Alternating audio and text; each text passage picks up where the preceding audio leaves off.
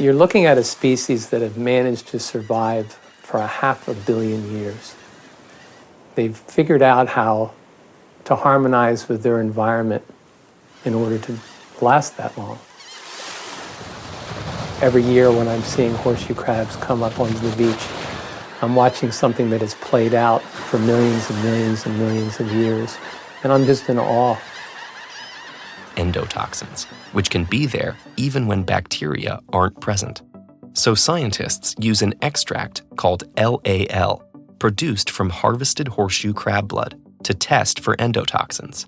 Today, the LAL test is used so widely that millions of people who've never seen a horseshoe crab have been protected by their blood.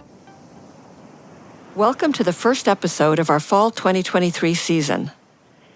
As summer fades and those walks on the beach move into the rearview mirror, perhaps your memories include strolling along the water's edge and coming upon a creature with a large, round, brown shell, the horseshoe crab.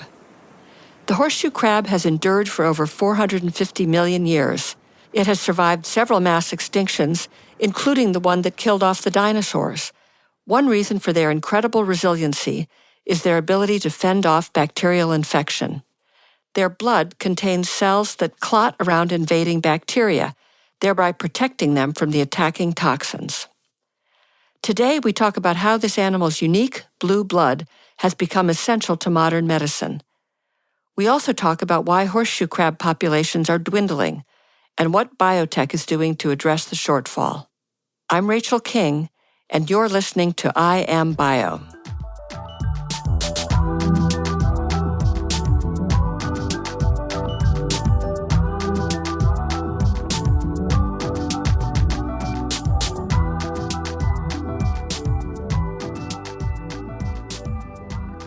In the early 1960s, scientists discovered something remarkable about horseshoe crabs.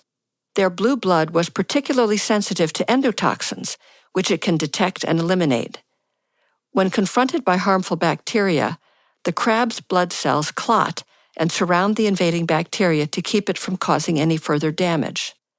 In humans, endotoxins can induce inflammation, fever, septic shock, and even death. So it's vitally important that injectable pharmaceuticals, like vaccines or IVs, or medical devices like catheters or pacemakers, are free from endotoxin contamination. Enter the horseshoe crab. Researchers discovered that the same clotting response of the crab to an invading endotoxin can be replicated in testing medical products. Samples are mixed with a reagent called LAL, which is made from the horseshoe crab blood. If a clot forms, the product is contaminated. The test is used in an array of pharmaceutical products and has helped keep most of us alive at one point or another. The good news is, most horseshoe crabs are returned alive to the sea once they are bled. The bad news? Excessive baiting and pressures from climate change have contributed to a decline in horseshoe crab populations, and the species is now considered threatened. Today, we take a deep dive into the miracle of the horseshoe crab and why fighting to sustain it is worth the effort. Our first guest is from a large pharmaceutical company that tests tens of thousands of samples for endotoxin contamination. Hi, my name is Jay Bolden. I'm a director in the Global Quality Laboratories at Eli Lilly and Company in Indianapolis, Indiana, in the United States. Jay talks to us about the history of using horseshoe crab blood in drug testing and how it has changed over the years. The unique properties of the horseshoe crab were discovered back in the 1950s and 60s by Frederick Bang and Jack Levin at Woods Hole. They were studying the blood system of the horseshoe crab. What they noticed was that in the presence of contaminated seawater that was contaminated with bacteria, they noticed that horseshoe crab's blood system clotted around that contamination. And from that observation was born the bacterial endotoxins test, which up to that point had been tested in rabbits. So in the 1940s in the United States, the way to ensure the safety of your medicine was to inject a rabbit and then monitor it for fever. The rabbit pyrogen test itself, you would inject typically your final product into a rabbit, and you would monitor that rabbit over 3 hours for a fever. It's a qualitative readout. If the rabbit exceeds X amount of degrees C increase in body temperature over that period of time, then your product is adulterated and you can't release that product to the market.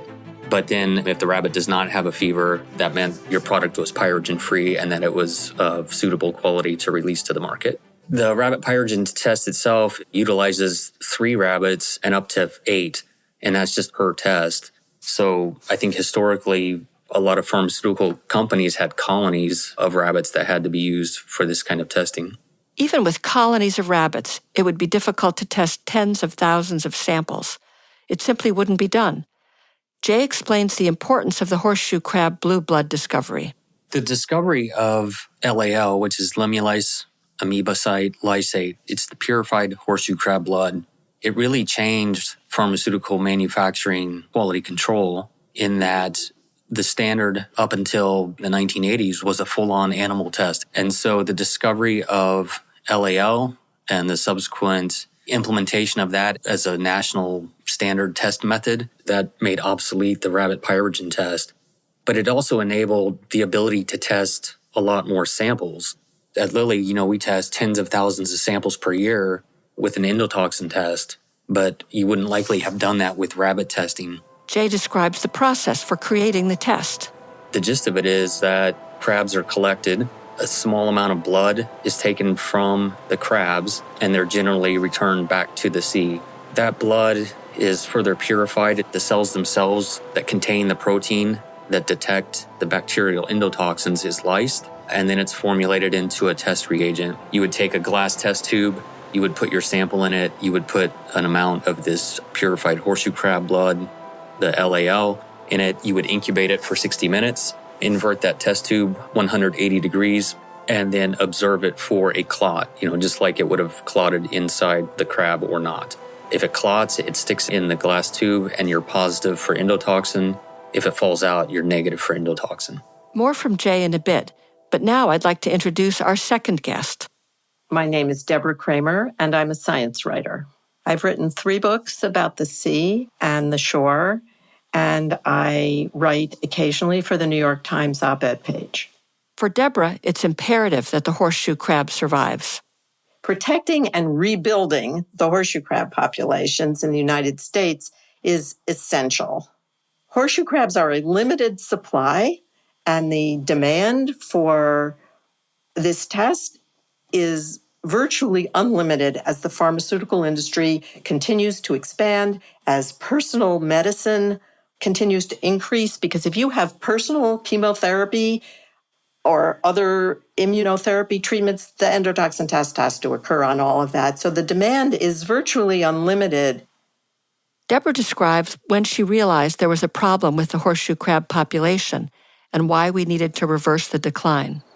I live at the edge of a tidal creek, and many, many years ago, I used to see horseshoe crabs coming into my creek to lay their eggs. And I was thrilled and excited to see these animals that are so old come into the creek. And then they disappeared, and I wanted to know more about why they disappeared and who they were.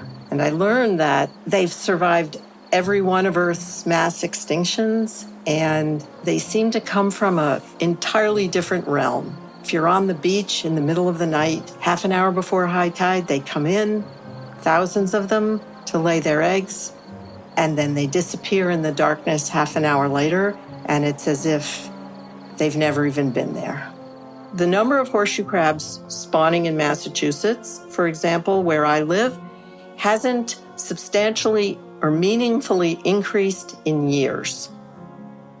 You used to be able to see lots of horseshoe crabs spawning on beaches in Massachusetts. It just doesn't happen that much anymore. The horseshoe crab populations in Long Island and New York are in poor condition. The populations in Delaware Bay are stable. They're not continuing to decline, but they're not increasing either. And in South Carolina, where we had all believed for many years that the population was stable or growing, in the past few years, the spawning of horseshoe crabs on beaches has also substantially declined. I'd say there's an ethical imperative not to allow an animal that has existed for so long to disappear. The horseshoe crab is a species on which many other animals depend. And as those horseshoe crab numbers decline, those other species, particularly the birds, are not managing very well. Deborah's interest in and knowledge of the horseshoe crab stems from her research on a tiny, endangered shorebird called the red knot, something she has written about in her book, The Narrow Edge. The red knot is listed as threatened under the U.S. Fish and Wildlife Service Endangered Species Act. It's listed as endangered in a number of other countries. I was really fortunate when I was researching and writing The Narrow Edge that I was able to accompany the red knot from its winter home in Tierra del Fuego at the bottom of South America all the way up into the Arctic where it lays its eggs. This is one of the Earth's longest bird migrations. And along the way, the birds need safe passage in a place where they can get all the food they need to make the next leg of their trip. When they arrive in Delaware Bay, for example, from northern Brazil, they need to double their weight to make the flight to the Arctic. And they double their weight eating horseshoe crab eggs. There needs to be enough horseshoe crabs on the beach so that the crabs are so dense when they come into spawn that they overturn each other's nests and eggs come to the surface, because the bill of the red knot is not long enough to go into the sand and pull out the eggs. Every red knot that lands in Delaware Bay needs to eat 400,000 eggs in 10 days to gain the necessary weight to breed successfully in the Arctic. There used to be maybe 150,000 red knots down there. That's a lot of eggs to restore the population of red knots. And there are many other birds that aren't yet on the endangered species list, but that are beginning to qualify, that also eat and rely on horseshoe crab eggs. While some might argue that one little bird doesn't matter, Deborah has a different view. In The Narrow Edge, I wrote a whole chapter about this called Does Losing One More Bird Really Matter? And lots of times a species disappears, and it's only after it's disappearing that we actually realize what it's doing for us. We don't know, we can't quantify right now the economic value of a red knot. I would argue that we've made so many mistakes in the past, letting species disappear and then discovering their value to us, that we can't really afford to take that kind of risk, losing so many shorebirds. Shorebirds play lots of roles in the environment. They carry seeds from one place to another, dispersing them. For example, after huge volcanic eruptions that basically scour a place, it's birds that often bring in the seeds that bring about the regrowth. I can't quantify for you the value of a red knot. I would say, though, that I feel uncomfortable with our species making decisions about who can live and who can die based on our perceived understanding of their value to us. These animals have the right to exist in and of themselves, especially when there's no reason that we have to do this. We have a huge alternative to taking horseshoe crabs to make endotoxin tests, and we have no need to take horseshoe crabs for bait, so we can provide thousands of shorebirds with the food they need.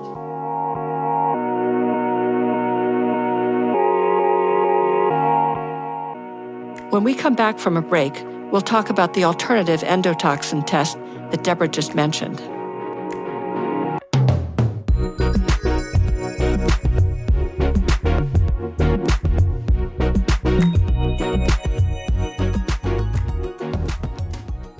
For the first time since 2019, we're hosting the BioInvestor Forum in person. Join us at the Hilton San Francisco Union Square from October 17th to the 18th. You'll experience 2 days of thought leadership, bio one-on-one partnering, and insight into investment trends for early-stage biotech companies. Visit bio.org/events.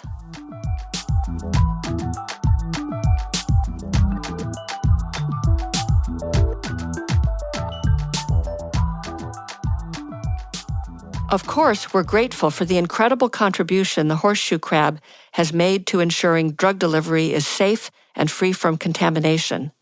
But as Deborah pointed out, this is a finite supply. Current estimates put the number of endotoxin tests performed per year using horseshoe crab blood at over 70 million. That number will only increase as drug development and medicine continue to advance at a rapid pace. Our third guest is from a large biotech company that is transitioning to a synthetic endotoxin test. My name is Lindsay Silva. I am a director of microbiology in analytical sciences, pharma technical quality and compliance at Genentech, a member of the Roche Group. Lindsay describes the new test for us. The good news is that there are now additional synthetic reagents on the market, such as recombinant factor C and recombinant cascade reagent, that can be used for endotoxin testing that do not rely on horseshoe crab blood. There is nothing wrong with using a compendial method, such as the endotoxin test method that relies on horseshoe crab blood, or the synthetic method, such as recombinant factor C. So the RFC method includes only a single recombinant enzyme, factor C. So when endotoxin comes into contact with recombinant factor C, it initiates enzymatic reactions, resulting in the detection of the fluorescence output. So the benefits of recombinant factor C adoption is that it's a reliable assay in terms of improving specificity for endotoxin testing. Genentech has been evaluating RFC for some time and is convinced that it is reliable and safe. So when we are considering reliability of a test method, we need to evaluate that it is fit for its intended use and safe for patients based on science and data. Our scientists and engineers have spent much of the last 2 years evaluating, validating, and implementing an endotoxin test method for pharmaceutical water samples using recombinant factor C. So after a proof of concept study in South San Francisco, we conducted pilot studies in Kaiserhaus, Switzerland. So far, we have data demonstrating that recombinant factor C is reliable, safe, and can replace LAL testing as a standard for endotoxin testing in the pharmaceutical industry.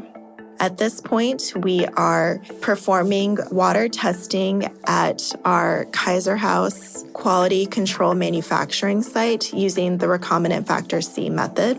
And we are taking the next steps to evaluate the suitability of using recombinant factor C for injectable medicine testing. For Eli Lilly's Jay Bolden, his drive to find alternatives to blue blood was informed by his hobby and passion for birdwatching. I've kind of been interested in birds for some time, but I started bird watching as a hobby in 2000. Incidentally, that's when I started at Lilly. I've been to all corners of the country at all different times of the year. That's what I like to do. So I've been doing that for 23 years at this point. When I first started at Lilly, my job was to develop endotoxin tests. And at the time when I first started, I was told that someday we may not have access to the crabs. During the 1990s, crab populations had gone way down, but they also noticed that some bird populations went way down. And so it turns out that there are migratory shorebirds that travel from the southern tip of South America or, other places in South America all the way up to the Arctic and back in 1 year. A lot of them time their migration to hit the east coast of the United States during crab spawning, which is April, May, June timeframe. Crab eggs, as it turns out, are a great source of protein and fat, and so these birds fly nonstop. They're emaciated by the time they get here, and they eat the horseshoe crab eggs, and they go on and try to breed in the Arctic. As the crab populations went way down in the 1990s, so did one particular bird called the red knot, and that was known to me in bird watching circles. I very much knew that our test reagent came from horseshoe crabs, and I understood the dynamic between horseshoe crabs and red knots. And so we had looked at a synthetic alternative to LAL, which had come onto the market in 2003. It was patented in 1997 by Ding and Ho at the University of Singapore. At Lilly, we had looked at this reagent called RFC, which is just the synthetic version of the horseshoe crab protein that detects endotoxins, in 2006. And we passed on it for various reasons, including there was a lack of regulatory guidance. There was only one supplier, so there was kind of a supply chain concern at that time. In some ways, that the intersection of birdwatching and my professional interest, it's great that I can have an impact on something through my work. And Eli Lilly began its move toward a recombinant test 10 years ago, as Jay explains. A lot of things changed in 2013. The FDA came out with endotoxin testing guideline in 2012 that said how they would accept RFC. Importantly, a second supplier entered the market, so now you wouldn't have all your eggs in one basket, as it were. The U.S. Fish and Wildlife Service listed the red knot as threatened. So it was a migratory shorebird whose populations had gone way down. And we were concerned about impacts to horseshoe crabs if the red knot was listed as endangered. And we also were aware that there are only two places to find horseshoe crabs in the world, and that's on the eastern coast of North America and then the eastern coasts of Asia. I had been to presentations. I had seen concerns about populations of horseshoe crabs in Asia, and they were doing much worse than in the United States. So in 2013, Lilly started building a new plant in China, and I was concerned about supply chain and our ability to get the test reagent there. So a lot of factors came together in 2013 that made us think we should start looking at RFC again. Jay helps us understand why taking the animal piece out of the test is such an exciting development. The synthetic alternative to LAL, recombinant factor C, is a product of biotechnology. Biotechnology itself is a 40-plus-year-old technology. Eli Lilly was the first company to introduce a recombinant medicine to the market. Instead of getting insulin from pigs and cows, it's made in cells now. And we've been doing that for 40 years. So recombinant factor C is simply the DNA that creates the horseshoe crab protein that detects endotoxins, and it's created in cells. That DNA sequence is created in cells. It's grown and it's purified. So it completely takes the animal piece out of the question. One of the benefits of RFC produced from biotechnology is that it's theoretically an infinite resource. And compare that to horseshoe crabs, which are a finite resource. It's a finite natural resource. They're not farmed, they're taken from nature, and clearly their populations have gone down and they're not appreciably coming back up. The ability to make a synthetic version of that important protein that protects human health, to protect the supply chain in a way that's much more sustainable than LAL, that's really important. And I do think there is momentum in industry. And Eli Lilly has successfully launched products using the new test. We made the commitment in 2016, after generating data for several years, that we would convert our water testing and any new products, and we would start using RFC to release those instead of LAL. We had a first-in-industry product approval in 2018. It was the first product that we tested using RFC and released to the market. We submitted that to the FDA. The FDA looked at our data, and they agreed with us that RFC was equivalent to LAL. And so since then, we've gotten at least 7 more products approved, and we've gotten approvals all over the world in at least 60 different countries, even for that first product. I'm happy to see that some of our industry peers, including Sanofi and Pfizer and Roche, are doing something very similar to what we've done, in that they've committed to converting water testing, which makes up a huge volume of endotoxin testing, and that new products that they're going to attempt to use RFC for their new products as well.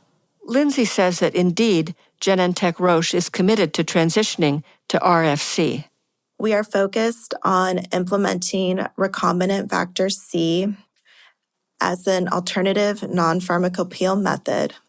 We are prioritizing recombinant factor C application for water testing due to the low regulatory impact. In addition, pharmaceutical water samples represent 80% of the endotoxin samples tested per year in the Roche network. By making the switch from the LAL assay to recombinant factor C for water testing, we are already observing an impact on reducing our reliability on using horseshoe crab-derived material as an endotoxin test method. Lindsay and Jay agree that if there is a viable means to protect both ourselves and the animal ecosystem, we should use it.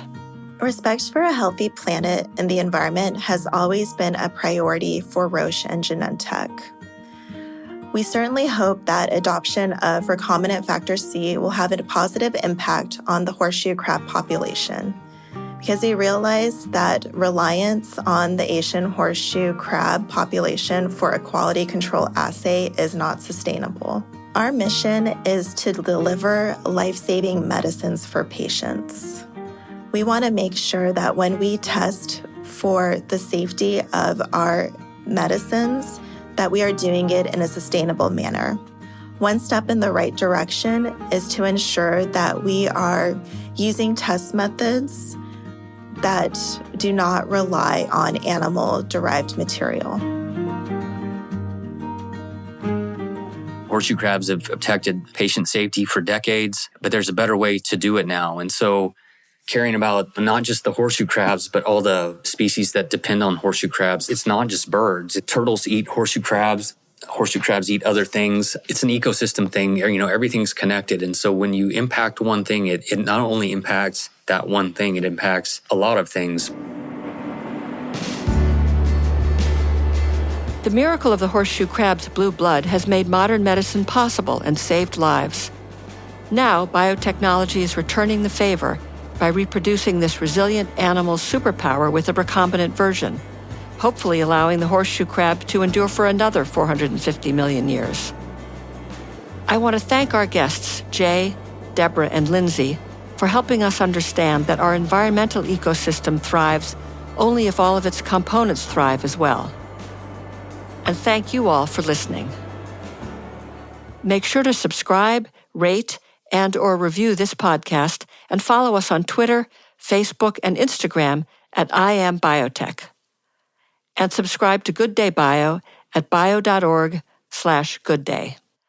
This episode was developed by executive producer Teresa Brady and producers Lynn Finnerty and Courtney Gastineau.